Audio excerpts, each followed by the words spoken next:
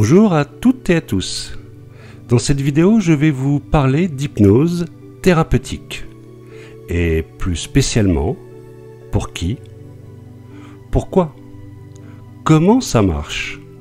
Je vais donc tenter de répondre à ces interrogations pour que l'hypnothérapie n'ait plus de secret pour vous.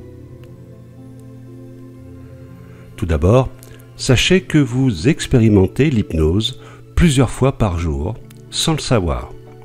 Il vous est certainement déjà arrivé lors de votre trajet habituel en voiture, pour aller travailler par exemple, d'arriver à destination et d'avoir l'impression de ne pas avoir vu défiler le trajet, comme si vous étiez en mode automatique. En fait, c'est votre inconscient qui a pris le relais et vous a conduit à destination. La même chose se produit lorsque vous êtes absorbé par une lecture ou le visionnage d'un film. Vous êtes sous hypnose. Légère, certes, mais il s'agit bien d'hypnose. Passons maintenant en revue les différents types d'hypnose. Vous avez l'hypnose de spectacle, appelée aussi hypnose rapide. Dominique Webb, dans les années 70 et 80, fut l'un de ses grands représentants. Plus récemment, Mesmer a mis un gros coup de projecteur sur l'hypnose de spectacle. On peut même dire que les gens sont désormais convaincus que l'hypnose fonctionne grâce à lui. Le revers de la médaille est que l'hypnose désormais fait aussi peur. Mais j'y reviendrai dans cette vidéo. Dans un autre registre, vous avez l'hypnose spirituelle, ou appelée aussi l'hypnose quantique. Cette pratique permet aux consultants d'effectuer une régression et de revivre une scène d'une vie antérieure, ou encore d'explorer d'autres dimensions ou de contacter ses guides, son ange gardien ou d'autres entités. Dolores Cannon était à mes yeux la plus éminente représentante de cette forme d'hypnose. L'expérience hypnotique extracorporelle, technique exclusive que j'ai mis au point, s'inspire d'ailleurs en partie des travaux de Dolores Cannon. L'expérience HEC, hypnotique extracorporelle, dont vous pouvez retrouver une description sur ma chaîne YouTube, est donc également considérée comme de l'hypnose spirituelle ou de l'hypnose quantique. Dans la famille hypnose, vous avez également l'hypnose thérapeutique, sujet qui nous intéresse ici. La plus répandue et la plus utilisée est l'hypnose thérapeutique ericksonienne, aussi appelée nouvelle hypnose. Milton Erickson, grand psychiatre des années 50, a élaboré une approche plus psychologique de l'hypnose avec une profonde analyse de la cause du problème pour mieux la cibler. Il a donc mis en lumière l'importance de travailler avec l'inconscient du sujet. L'hypnose ericksonienne est donc basée en grande partie sur le travail avec l'inconscient. Personnellement, je pratique essentiellement cette forme d'hypnose qui, d'après mon expérience, obtient les meilleurs résultats. Mais cela ne tient qu'à moi. Vous avez également une autre forme d'hypnose thérapeutique, beaucoup plus récente, moins connue et moins reconnue, l'hypnose humaniste, élaborée par l'hypnothérapeute Olivier Lockert. Il s'agit d'une variante avec un travail non plus sur l'inconscient, mais sur le conscient, pour atteindre ce qu'il appelle une conscience augmentée. Je vais donc dans cette vidéo vous parler plus spécialement de l'hypnose thérapeutique ericksonienne. À qui s'adresse-t-elle? Eh bien, tout le monde en fait. Elle peut aider des enfants, mais l'approche sera différente et bien spécifique pour les plus jeunes, des adolescents, des adultes, des seniors. Suis-je réceptif à l'hypnose thérapeutique? Eh bien, à la différence de l'hypnose de spectacle, qui est une hypnose rapide, qui fonctionnera sur seulement 20% des gens, l'hypnose thérapeutique touchera en théorie 100% de la population.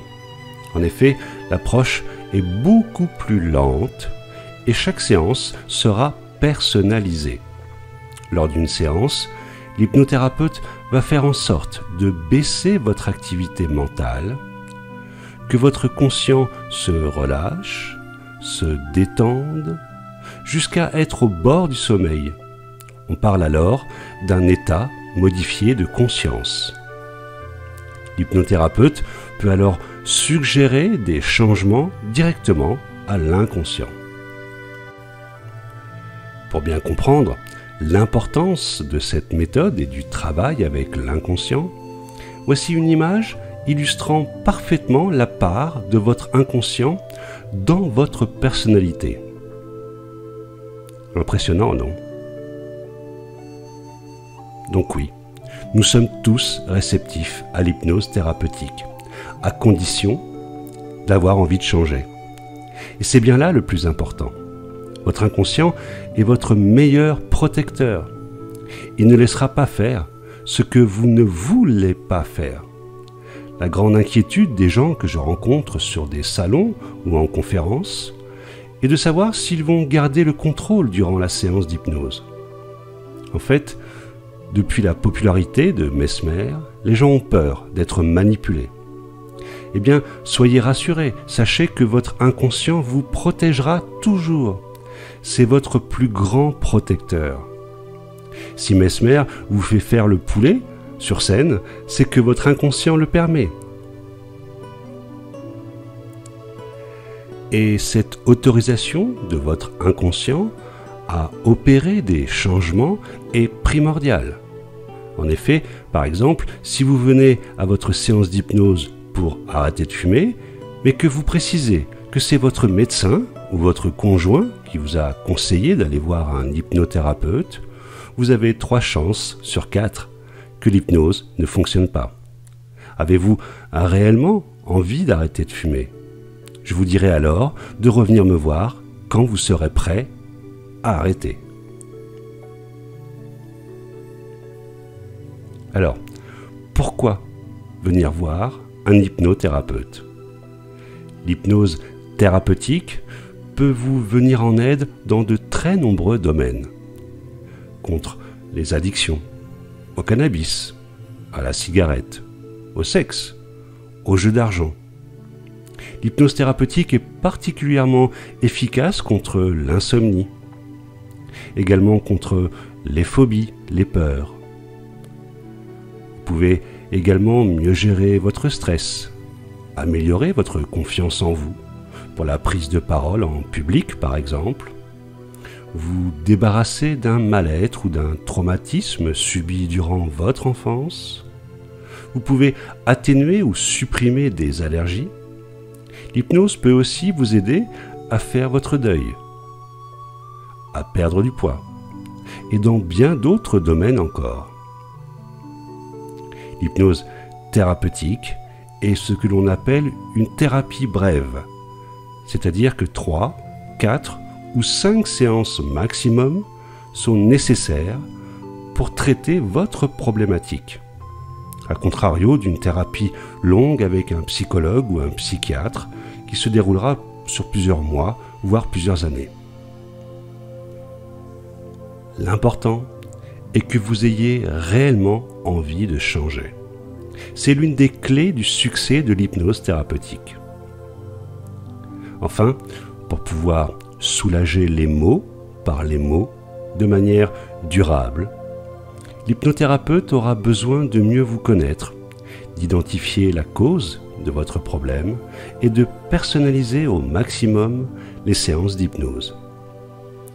Les qualités, à mes yeux, d'un bon hypnothérapeute sont la bienveillance, la tolérance, l'écoute et l'absence de jugement. Alors, merci d'avoir suivi cette vidéo jusqu'au bout. J'espère avoir répondu à certaines de vos interrogations et je vous invite à consulter mon site internet hypno-relax.com et bien entendu à profiter des séances d'hypnose gratuites disponibles sur ma chaîne YouTube. À bientôt.